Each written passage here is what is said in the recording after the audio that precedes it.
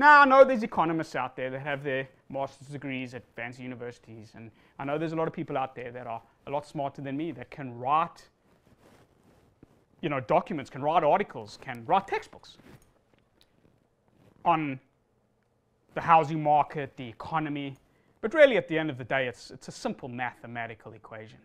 You look at a demographic, and you look at the median income in that demographic.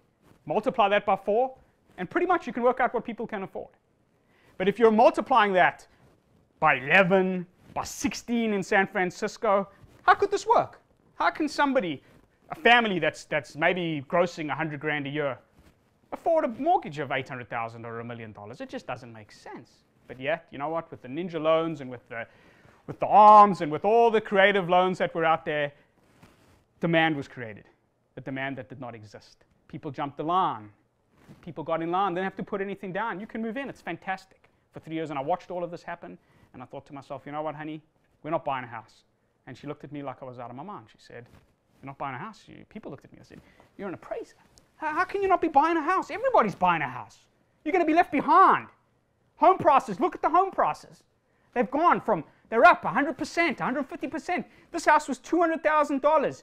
I flipped it for $600,000. We moved up, we made all this money, and so it went on and on and on. And I thought to myself, there's something wrong here. Something's wrong, and this market's going to crash. Something's going to happen. And I watched it happening in the data, late 2006, early 2007. I started to see it in the data.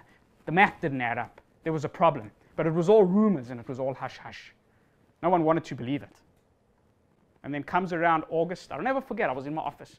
Bloomberg was on, and it was the first time that I heard a report on the credit crunch. There was a credit crunch. What's this credit crunch?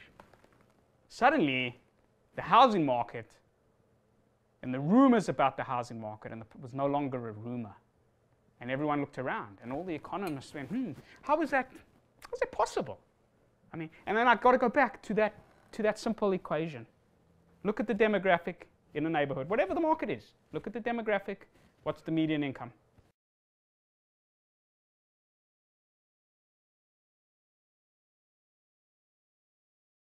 If you haven't made a payment in 6 months, what makes you believe that any entity would like to reinstate your terms? 30 days, at 31 days at 5 p.m., you're 30 days late, 61 is 60, 91 is 90 days delinquent, and 181 days delinquent, you're a charge-off. You're a 290 DQ on credit. You're 6 buckets in the hole. You're officially a charge-off with the bank. And suddenly, out of the blue, your institution calls you. We want to work with you. We want to be your buddies. We want to be your pals. That should send up a red flag in anybody's mind. Because truthfully, if I lent somebody 10 bucks who told me they were going to pay me for 6 months, after 6 months, I'm going to go, dude, forget it. It's 10 bucks. Okay? Truthfully, monetarily speaking, on a $100,000 house, it's pretty much the same analogy to a B of A, Wells, Chaser. Understand the analogy breakdown. Why, after 6 months, would these institutions just suddenly want to play ball? You're a deadbeat. I've already proved it. Your paper sucks.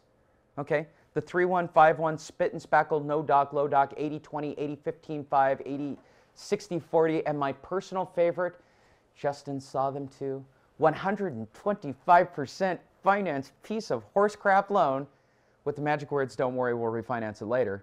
They now want to play ball with you with that little piece of toxic debt. Does anybody find that shocking to me?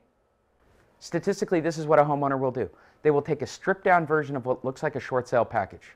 Financials, pay stubs, bank statements, tax returns. And they'll make themselves look good. They'll talk about their assets. They'll show how much money they make. They'll minimize their debts. I'm a good person. If you give me an interest-only program or something I can maintain, I can stay in the house. There are 2 types of loan modifications, and I'm going to teach them all to you right now. Number 1, good. Number 2, bad. A good loan modification uses a word called a recast. If you're getting a recast, you're getting the real deal. If you're not, you're getting category number 2, which is bad loan modification, which is the trial loan modification. Trial loan modification terminology, I'm going to teach you all bank terminology. Trial loan modification equals, we're sucking you off for information, and we're still going to foreclose on you.